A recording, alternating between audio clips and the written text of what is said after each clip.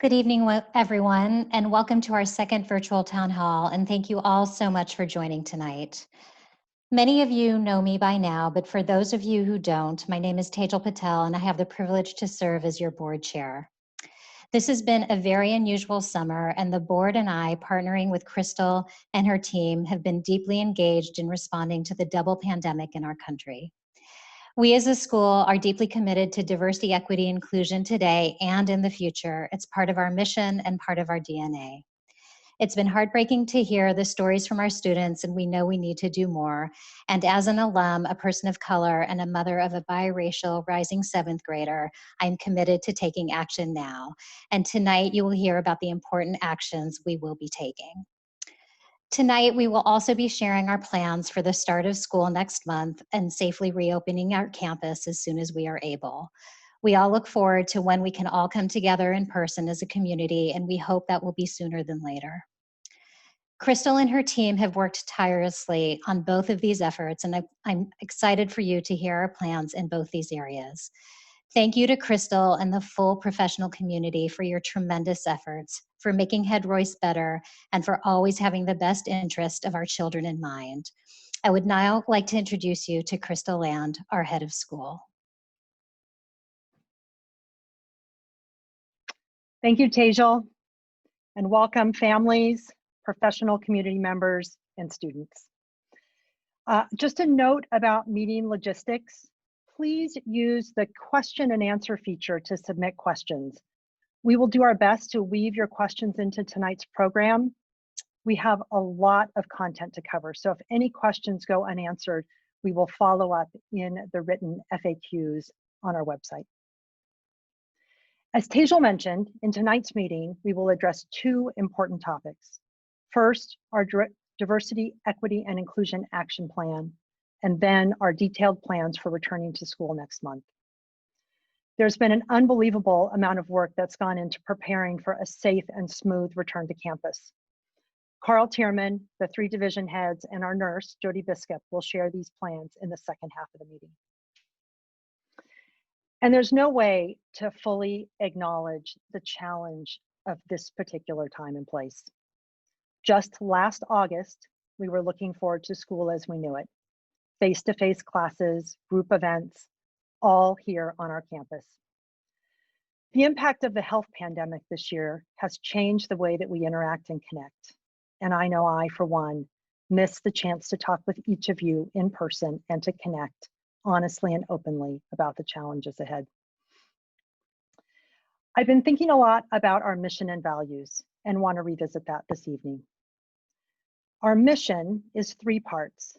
It's to inspire in our students a lifelong love of learning and a pursuit of academic excellence, to promote understanding of and respect for the diversity that makes our society strong, and to encourage constructive and responsible global citizenship. This is a big ask, but it is the purpose of a mission statement, and it's what we strive for here every day. Each member of our community continues to commit to these ideals as we care for and serve as stewards of our students' journeys, whether they are 5 or 11 or 17.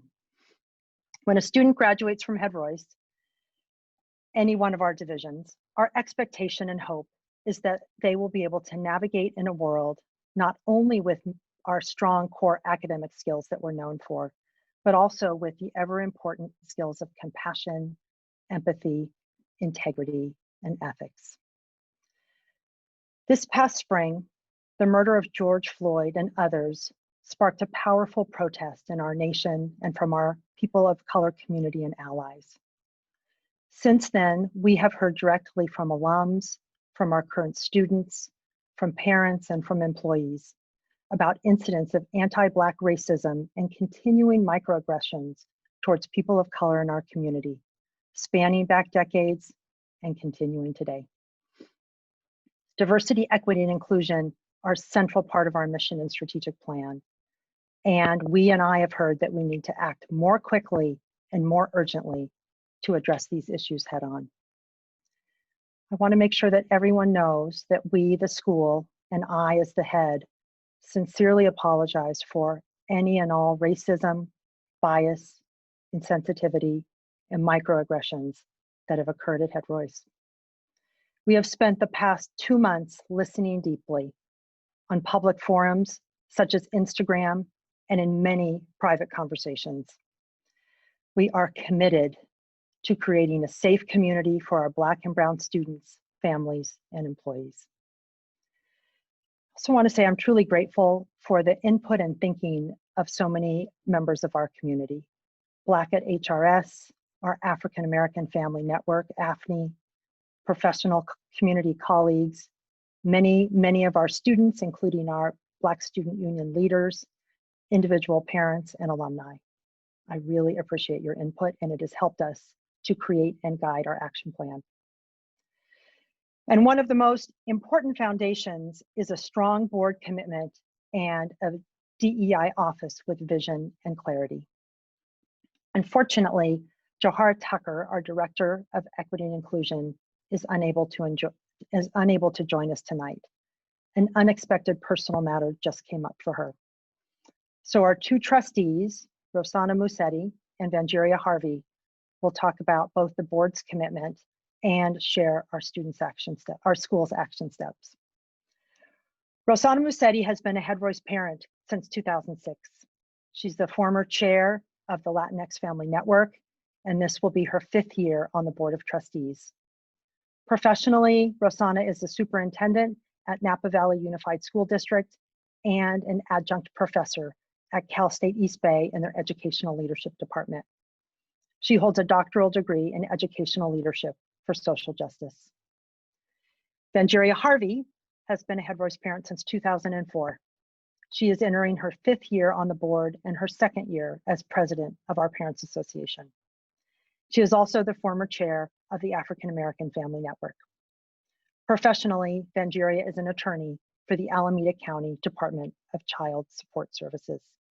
So I want to welcome Rosanna and Vangeria and thank you all for your partnership.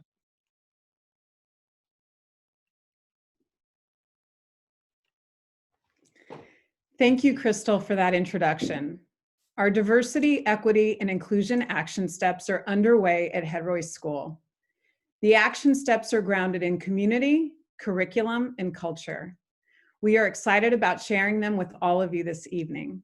We are committing to these 10 items this year, both short and longer term, and these items will allow us to significantly move the needle towards being a more inclusive school.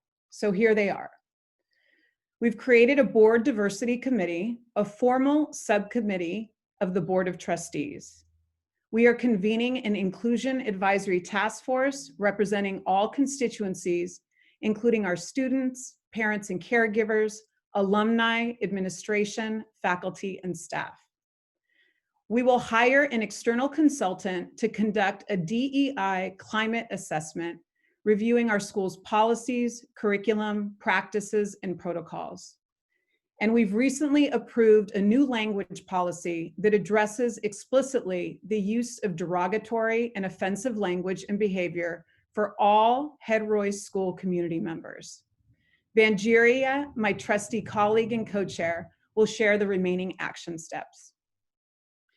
We are pleased to let you know that we have developed an incident reporting protocol for students to safely and confidentially report incidents or complaints of bias or racism. We will establish a diversity hiring initiative. We will institute a yearly evaluation metric for all employees, including requiring DEI cultural responsiveness training. We will strengthen and expand DEI professional development and community-wide access to DEI programming, including required affinity group work for employees.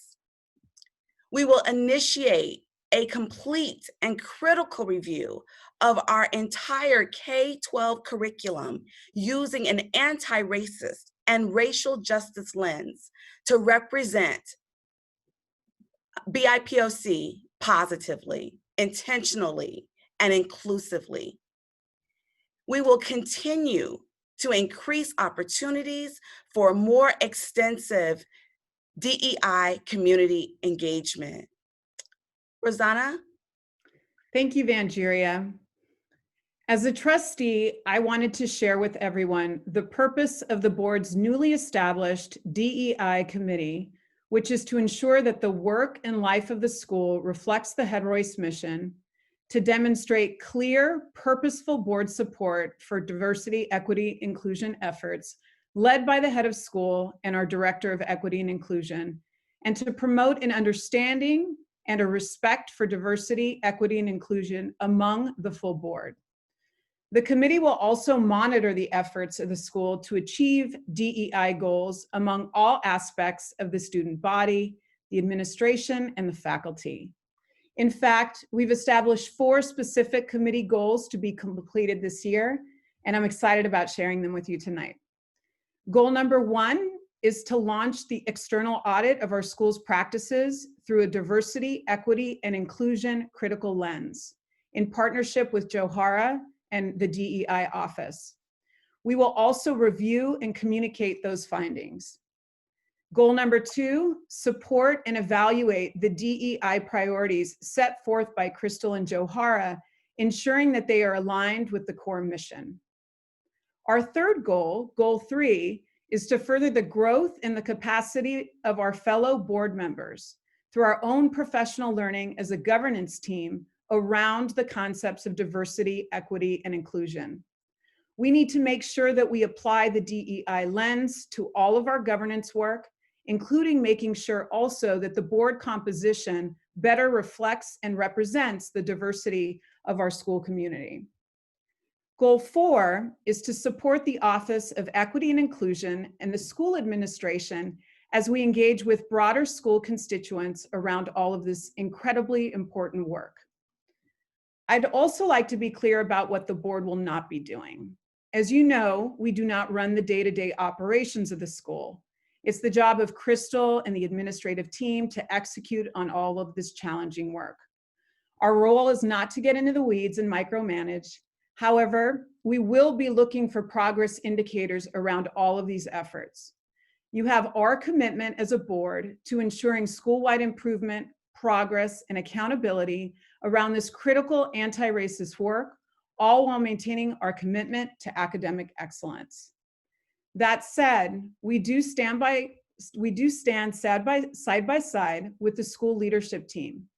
As trustees, we've appreciated the invitation to sit in and listen on several forums with alumni, parents, students, and employees. We've read all the social media posts and letters as a board. We hear you. We are motivated and focused on taking action. We think Crystal and the leadership team have received necessary and constructive feedback, both publicly and privately, with humility and dedication. And as a board, we are confident that they are prepared to implement the transformative work that is being presented here tonight in this very public forum to our HRS community. They have the full board support as they dive into the implementation of these action steps.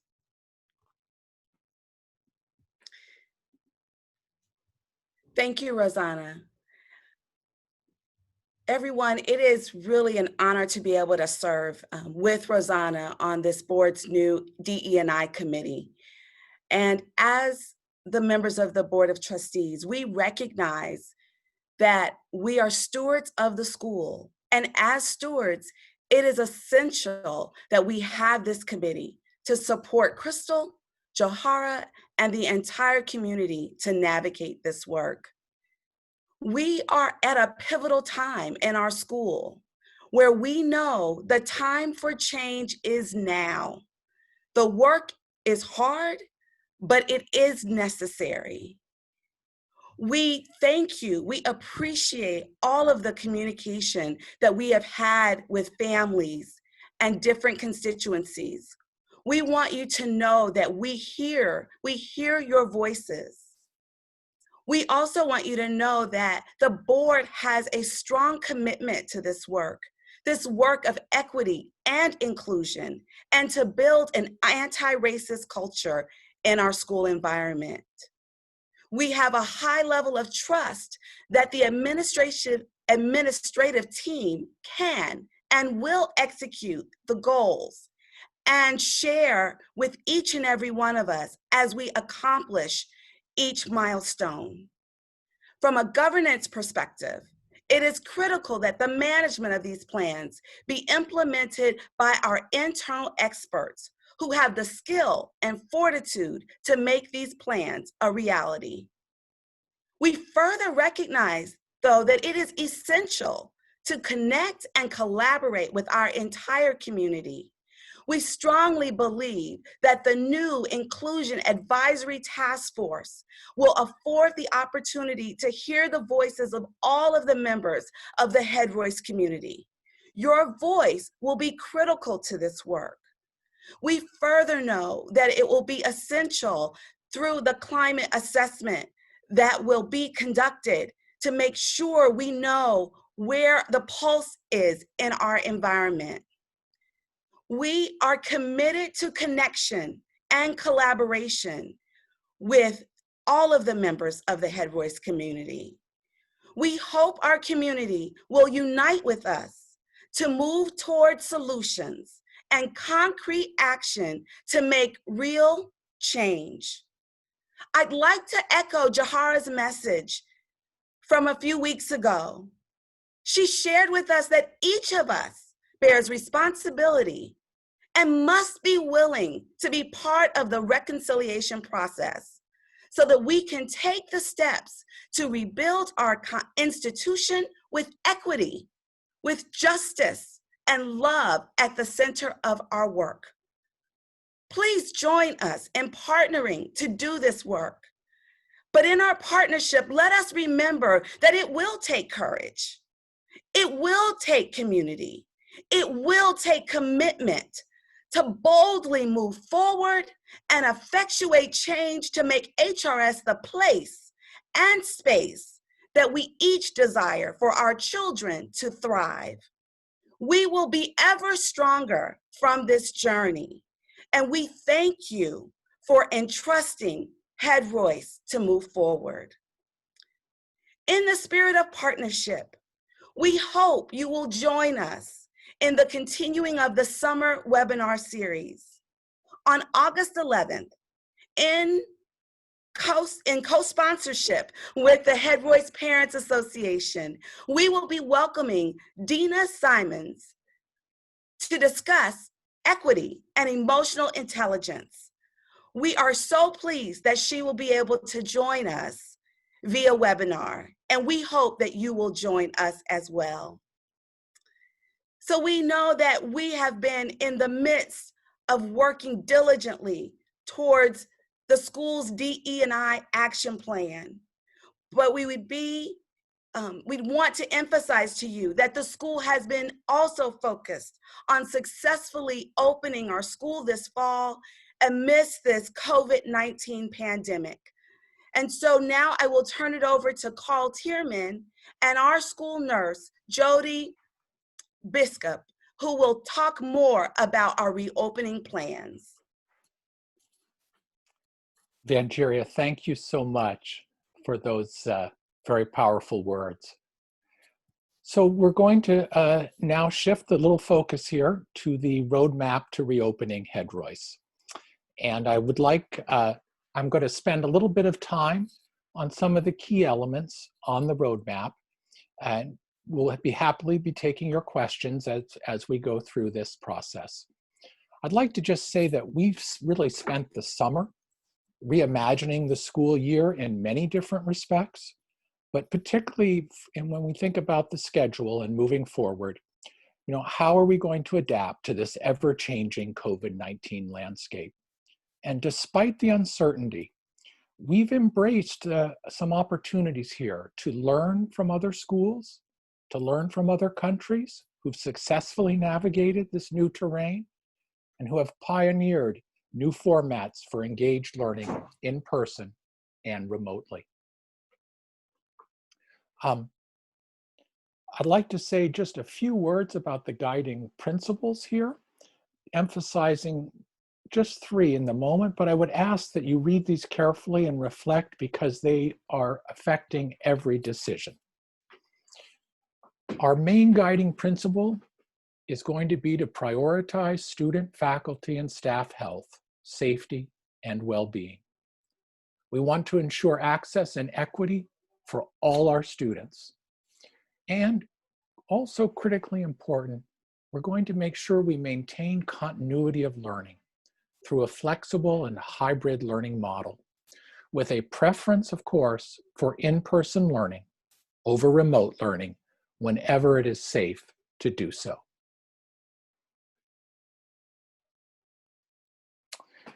So, looking ahead now, we have designed two schedules. One, they blend together very nicely. One is devoted to 100% distance learning, if it is necessary. The other is a blend, and it's a combination of on-campus and at-home learning. So when I say two different schedules, what it really means is one class schedule, but different attendance on campus. And I'll go into some detail and explain. So, where are we today? Today, we're facing, unfortunately, currently, high-risk pandemic conditions. There's no way to avoid it. It's just what's happening. So right now, we're on the state monitor list. However, when we move off that list, and if infections are declining, we will then move towards the hybrid model. I just want to show you this one website. There are so many different places to monitor what's happening right now. And I would just encourage you, if you again are looking for one site that's comprehensive, this one has been very helpful to me on the day-to-day. Okay. Now, I want to say a few words about distance learning. We are absolutely committed to providing an engaging and impactful learning experience for all our students.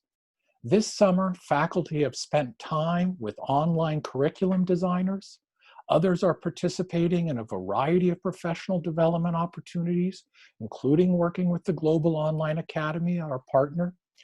So we've been focusing a lot on improving online instruction. The school is adopting a new learning management system, which I think has a key element. It's designed to give students and parents timely updates on assignments, especially on the completion of assignments. We've invested in several new technologies to support students learning from home.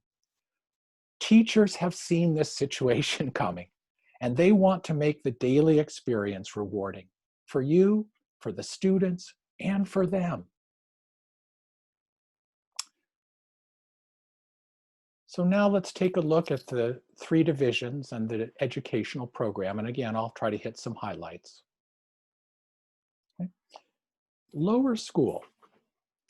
When permitted, we would like to have the lower school begin to the in-person portion of our program.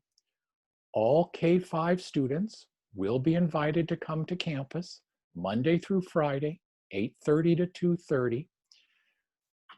Classes will be created with cohorts of about 10 students. We've changed the homeroom model from 12 to 24 in the lower school, and we'll have a schedule that minimizes disruption and transitions, and we really think that the campus is well suited to it. So this will be our top priority, to begin bringing the lower school back first. Now for middle and upper school, we hope to have a phased reopening. We will need to divide the students into either a green or gold group, and each group will have 2 designated days consecutively on campus. Now, these groups will need to be assigned alphabetically in order to keep siblings on the same schedule. That doesn't mean it has to be permanent.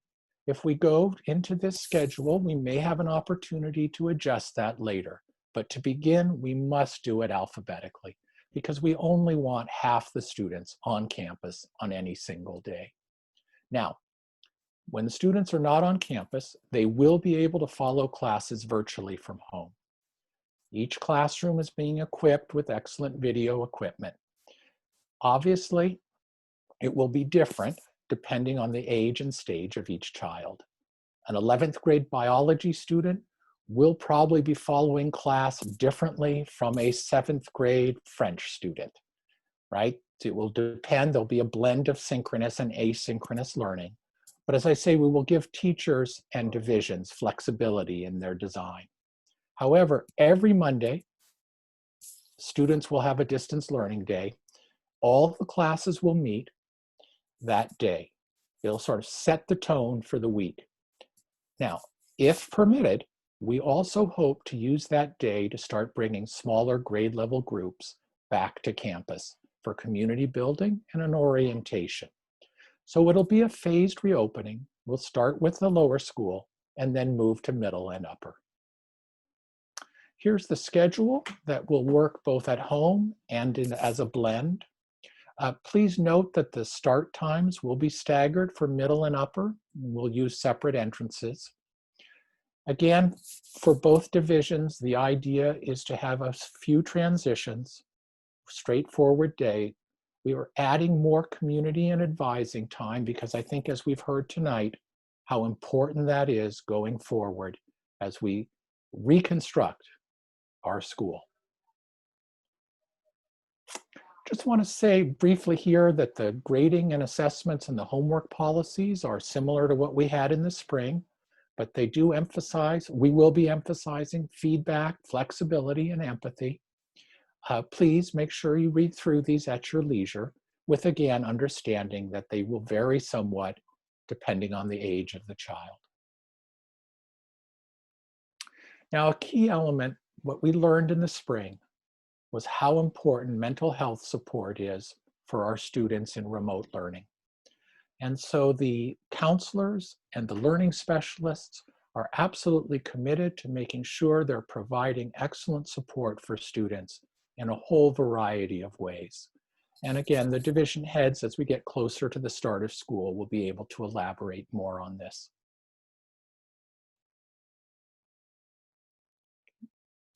All right, I'm going to invite Jody now, Jody Biscuit, come up and talk a little bit about health and safety, and then I'll return to talk about athletics, co-curriculars, and transportation.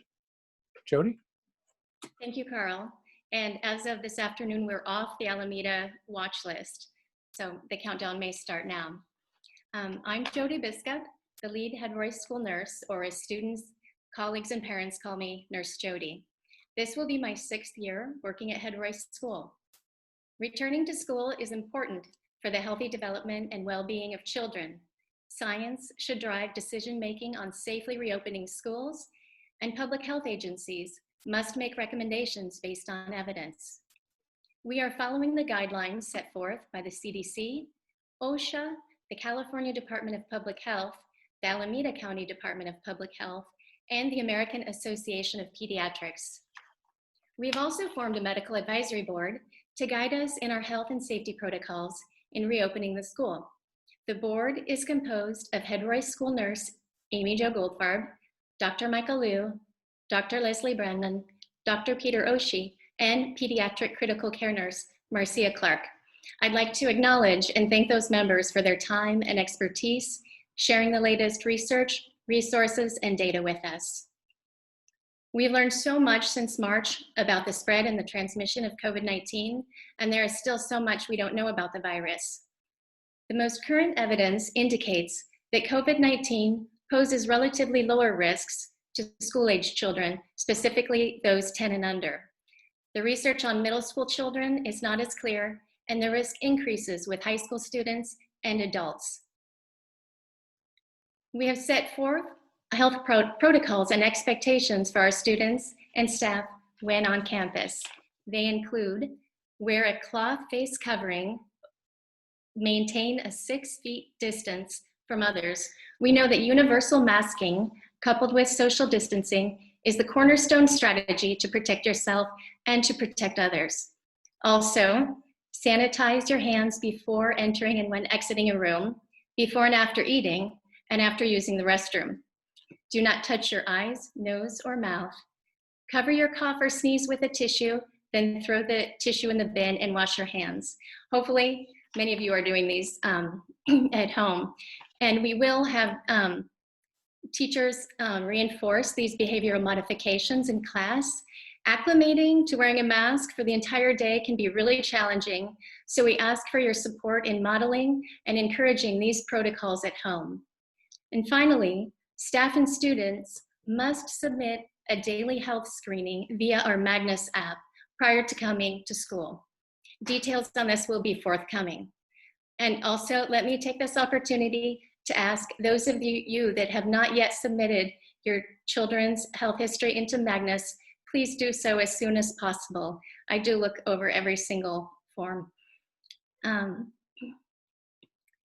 facilities team has been working hard all summer retrofitting the campus to ensure healthy environments.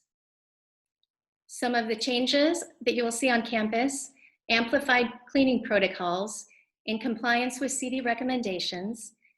We have also placed plexiglass shields in front-facing offices. We've also expanded the nurses station and staffing. We now have two offices for students, one for those that are ill and one for those that need medication or have injuries. I will be on campus also Monday through Friday.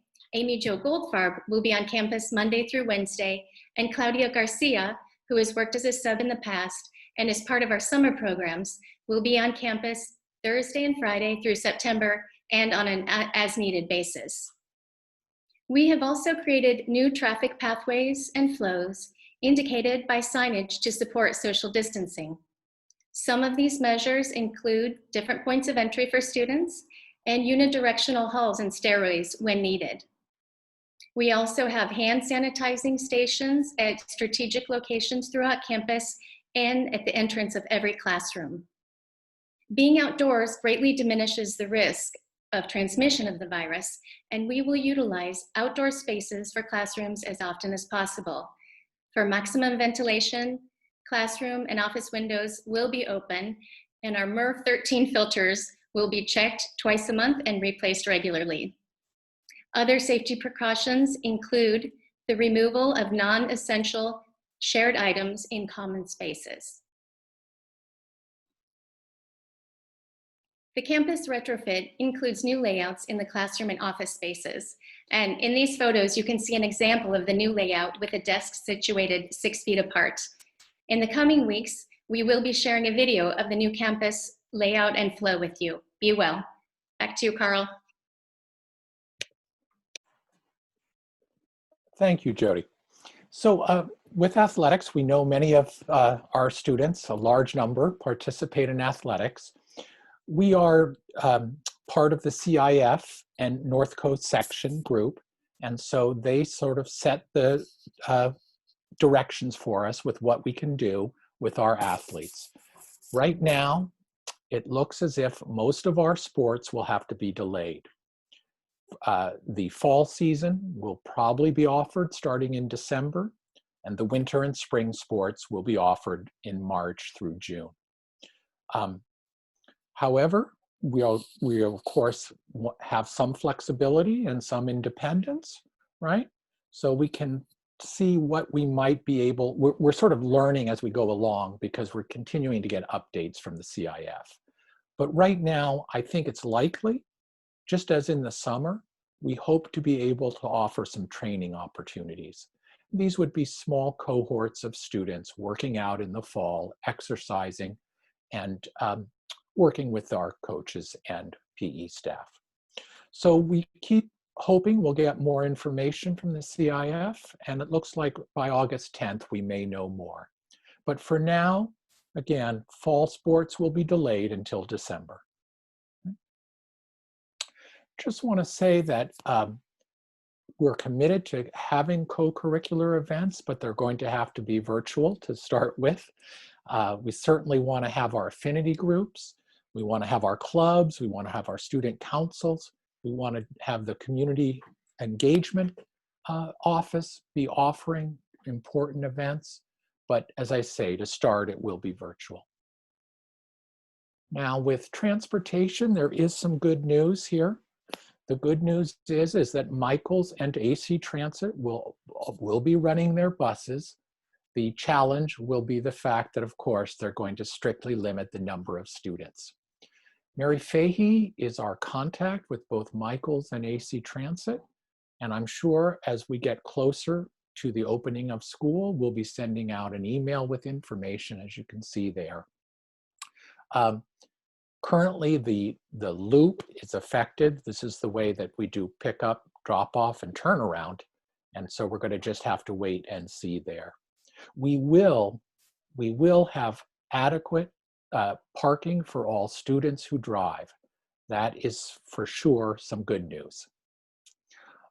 All right, I think now I just want to say this: the school year is going to launch on August 21st.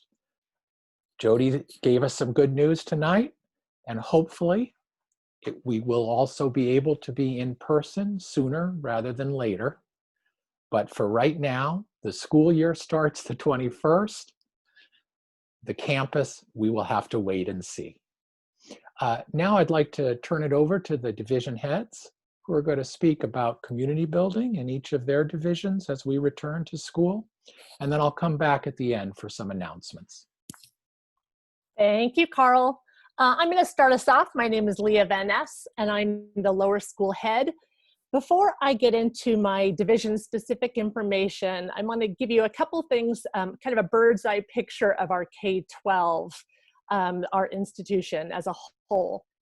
Just for everybody's information and knowledge, over 100 professional community members have attended virtual PD this summer, focusing on two key areas: cultural responsiveness and distance learning.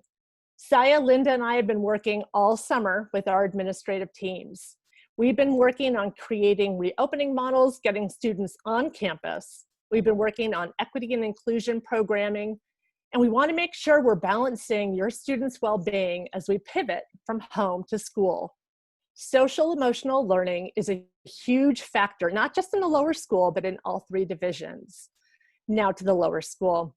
With all of these priorities in mind, we felt that it is extremely important to have the homeroom teachers reach out sooner rather than later. You will be receiving a welcome message from your teacher with a request to talk. Please fill out the questionnaire and a time to have a before the school year starts conference in order to start building a partnership with your student's teacher. We know as a school, we have a lot of rebuilding to do.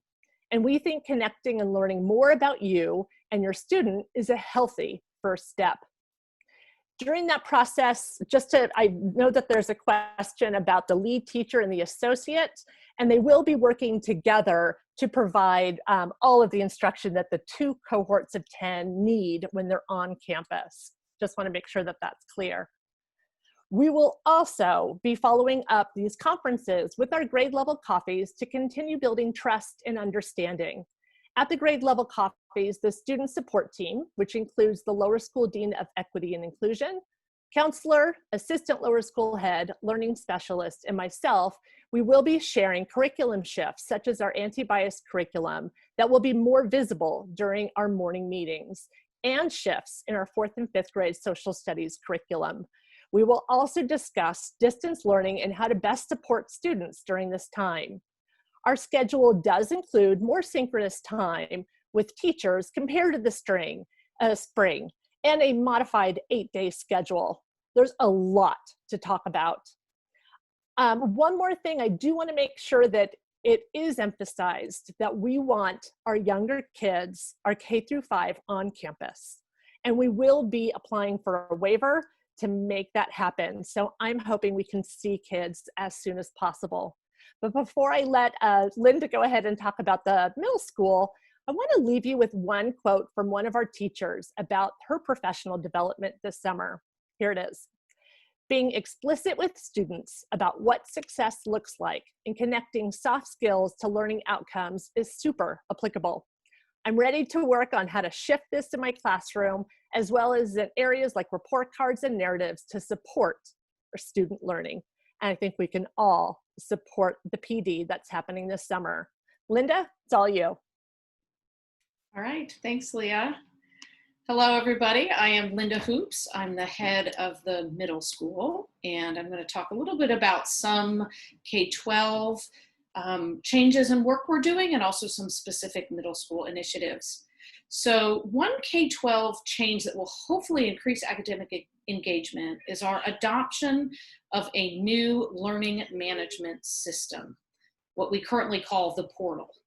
For students and parents, this new platform will offer a more unified way to communicate information on the class pages, better insight on assignments and work completion, and it will also allow for greater access to student information for the wider student support team of counselors and learning specialists, which we hope will lead to better overall student support in the distant and hybrid learning models. So look for more information coming out on this new platform soon.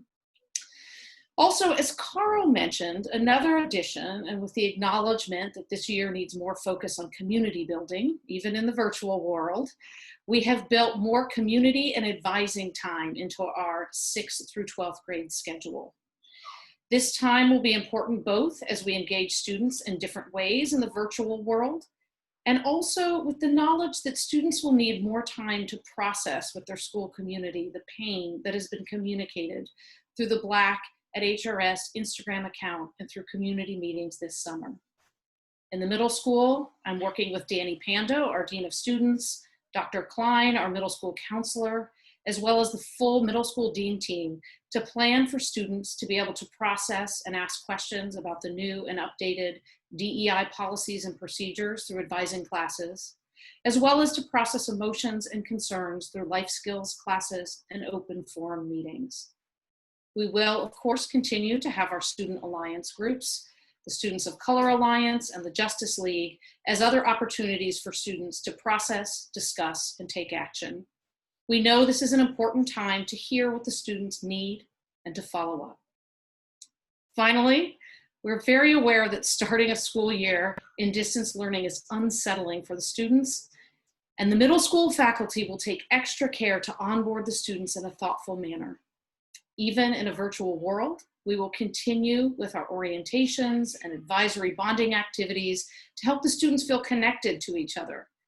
We will take extra care with our new students, especially our large group of 6th graders joining us this year. The 6th grade advisors are masters at transitioning students into the middle school, and they are already working on innovative ways to build community with so many new kids. If and when we get the chance to return to campus, we will prioritize getting the 6th graders on campus first to see their classmates and teachers in person. And also coming up for parents and guardians, we will offer our grade level meetings to provide more information on reopening details and DEI work. I now hand it over to Saya McKenna to tell you more about K-12 work, as well as details about the upper school. Thank you, Linda. Thank you, and good evening, everyone. I'm Saya McKenna. I'm the interim head of upper school, 1 month into my tenure. And as the last commentator here, I just want to say that I want to reaffirm and repeat some of the initiatives that are K-12. And on behalf of my colleagues, I want to emphasize our desire to lead and to launch the school year with a clear articulation and affirmation of our values. Values that will actualize a community where we act against racism, hate, and harassment, and where we center humanity and belonging. So to this end, we've been working closely with Johara Tucker and her Office of Diversity, Equity, and Inclusion to bolster policies and processes that support our values and that identify and address infractions as they occur. Of particular note are a revised offensive language policy and the development of a formal bias and incident reporting protocol. We've met with upper school students to collect input and feedback, and we look forward to introducing these policies to the full student body in the fall. We're planning specific orientation programs that will socialize our community agreements, process issues elevated on Black at HRS, practice and prepare for difficult situations before they arise, and most importantly, work to actively prevent them. In terms of curriculum, our teachers have been really hard at work developing a rigorous academic program that will stretch your students intellectually and support them personally. You heard about the extensive professional development that we are undertaking as a community. You heard about the new learning management system that we're introducing, which we believe will provide more consistency for students and more visibility for families, including a work completion dashboard and attendance tracking.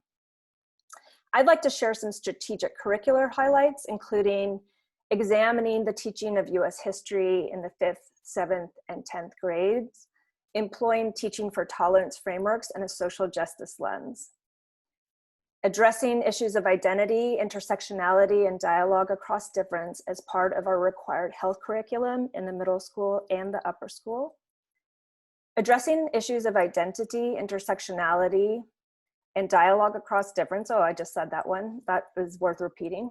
And then piloting cultural competency courses as a promotion requirement in 8th and 11th grade. In addition, our academic departments have been developing specific classroom covenants or agreements that set standards for a strong social emotional learning environment in every classroom. Last spring, we made a quick pivot to distance learning and managed to maintain continuity in the face of a crisis, albeit with some course corrections along the way. And I think it's fair to say that we learned a lot in the process.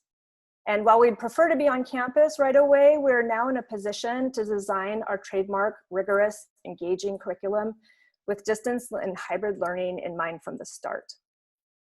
I also want to recognize that there has never been a time when our personal relationships and interchanges have needed more tending.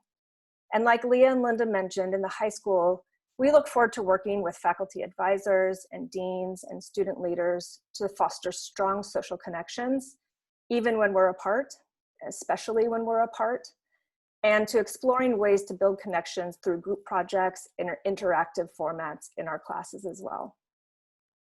We're intending to work with particular energy to welcome our 9th graders who are entering the division fresh, and to celebrate our 12th graders who are in their capstone year.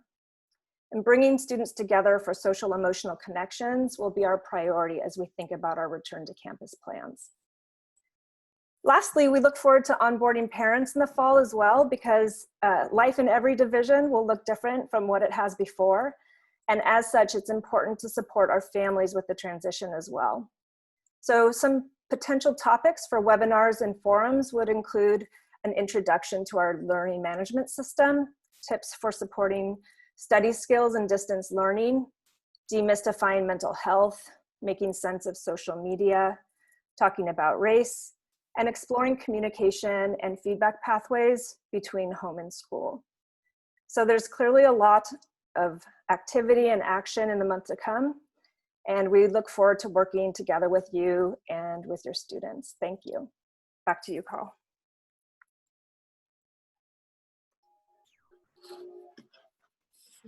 Thank you, Sai. So folks, in reading through some of the Q&A, I'm seeing quite a few questions about the risks and health. And what will the school do if someone gets COVID? Well, we're certainly going to follow guidelines from the Alameda County Public Health Department and our school advisory team, our medical advisory team.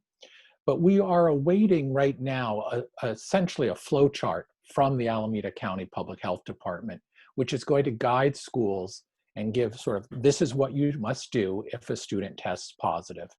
But ideally, we would, of course, separate the student and immediately do contact tracing. And that, again, is our schedule. The way it's crafted is that to make that possible in a timely fashion. The other question that I see again is about, what statistics are we really studying? And I think we're looking primarily at the infection rate in both Alameda and Contra Costa County, and we need to see a significant downward trend in the infection rates. That I think is, crucial. And of course, we want to make sure we stay off that monitoring list. And the trend, again, is downward. So I have some other reminders. We're going to take the questions that we received tonight that we weren't able to address, and we'll create an FAQ, and we'll be able to share that via email. As we get closer to the 21st, each of the divisions will have a forum or presentation in which they'll be able to be much more specific just about their programs. We're going to be sending e-lines all summer, every week. The website, our Roadmap to Return website, will be updating that frequently. The DE&I webpage will have the anti-racism action steps up shortly. And they'll just go to, we're going to have lots of follow-up. It's what's needed right now. Thank you for joining us tonight. Appreciate all the participants as well. We'll look forward to the opening of school on August 21st. Thank you so much. Good night.